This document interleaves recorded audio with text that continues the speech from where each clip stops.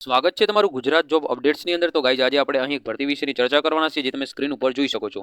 તો તમે સ્ક્રીન ઉપર જોઈ શકો છો કે જ્ઞાન શક્તિ રેસિડેન્શિયલ સ્કૂલ ઓફ એક્સલન્સ ભરતી 2025 તમે ઇમેજ પણ જોઈ શકો છો। અહીં પોસ્ટ એ બધા વિષયના શિક્ષકો અને બિન શૈક્ષણિક સ્ટાફની પણ અહીં ભરતી થવાની છે।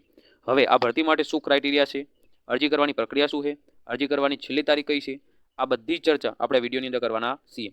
પરંતુ હજી સુધી જો તમે અમારી ચેનલને સબસ્ક્રાઇબ ના કરી હોય તો જલ્દીથી ચેનલને સબસ્ક્રાઇબ કરી લો, કારણ કે આવી નવી અપડેટ તમને મળતી રહે। અને વિડીયો ઇન્ફોર્મેટિવ લાગે તો લાઇક કરવાનું ભૂલતા નહીં। તો ચલો ગાઈઝ વિડીયોની આપણે કરીએ શરૂઆત। તો અહીં તમે જોઈ શકો છો સ્ક્રીન ઉપર કે રાધે ગ્રામ વિકાસ ટ્રસ્ટ ભાભર સંચાલિત જ્ઞાન શક્તિ રેસિડેન્શિયલ સ્કૂલ ઓફ એક્સલન્સ શૈક્ષણિક સ્ટાફ ભરતી 6 થી 8 માટે। આગળ તમે જોઈ શકો છો કે કઈ કઈ, તો ફર્સ્ટ है પ્રિન્સિપલ માટે 2 જગ્યા है। તમે જોઈ શકો છો કે લાયકાત પોસ્ટ ગ્રેજ્યુએશન પ્લસ બીએડ અથવા તો એમએડ અને 5 વર્ષનો શૈક્ષણિક અનુભવ। બીજું તમે જોઈ શકો છો કે એજ્યુકેશનલ સુપરવાઇઝર, એની ટોટલ 4 જગ્યા છે।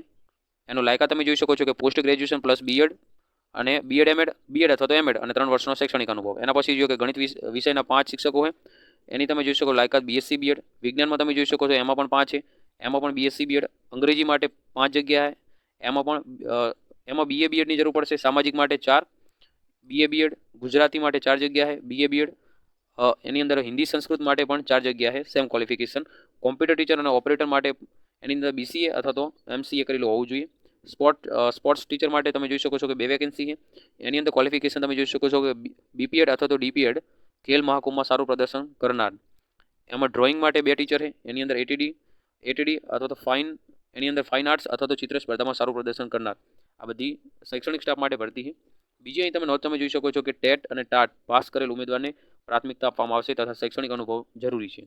તમામ પ્રકારના ડોક્યુમેન્ટ અસલ તથા ઝેરોક્સ કોપી સાથે લઈને આવવાનું રહેશે। હવે બિન શૈક્ષણિક સ્ટાફની વાત કરીએ આપણે, તો તમે જોઈ શકો છો કે હેડ વોર્ડ, એની અંદર 4 જગ્યા છે। હોસ્ટેલનો સંચાલન કરવાનો અનુભવ તમારો હોવો જોઈએ હેડ વોર્ડન માટે। એના પછી સેકન્ડમાં જોઈએ ગૃહમાતા, એની 8 જગ્યા છે, 12 પાસ કરેલું હોવું જોઈએ કોઈ પણ વિષયની અંદર ગ્રેજ્યુએશન। ગૃહપિતા 8 જગ્યા, 12 પાસ અને કોઈ પણ વિષયમાં ગ્રેજ્યુએશન। ચોથા નંબરમાં તમે જોશો કે ક્લર્ક, એની 2 જગ્યા હોય, એની અંદર બીકોમ એમકોમ ટેલી સોફ્ટવેરનો અનુભવ હોવો જોઈએ। બીકોમ કરેલો જોઈએ અથવા એમકોમ અથવા ટેલી, એની અંદર ટેલી સોફ્ટવેર છે એનો અનુભવ હોવો જોઈએ। એના પછી 5મા નંબરમાં તમે જોઈ શકો છો કે ડિસિપ્લિન ઓફિસર, એની ટોટલ 2 જગ્યા છે, એ રિટાયર્ડ આર્મી ઓફિસર ભરી શકે અહીં ફોર્મ। શૈક્ષણિક ક્લર્કની અહીં વાત કરીએ તો 1 જગ્યા છે, શાળાને લગતા ક્લેરિકલ કામનો અનુભવ અપેક્ષિત। હવે એના પછી આગળ જોઈએ કે બીજા કોન્ટ્રાક્ટ ઉપર બીજું તમે જોઈ શકો છો કે રસોઈયા કોન્ટ્રાક્ટ, એની અંદર 1100 વિદ્યાર્થીઓ માટે રસોઈ બનાવવા માટે જરૂરી કોન્ટ્રાક્ટ આપવાનો છે।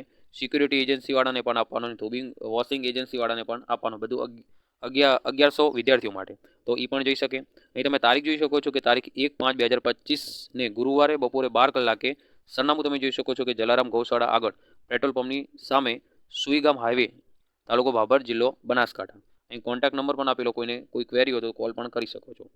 તો ત્યાં તમારે 1/5ના દિવસે તમારે તમારા ડોક્યુમેન્ટ ઓરિજિનલ અને ઝેરોક્સ કોપી સાથે ત્યાં ઉપસ્થિત રહેવાનું છે અને ત્યાં તમારે ઇન્ટરવ્યૂ આપવાનું, એના ઉપર તમને ભરતી થશે।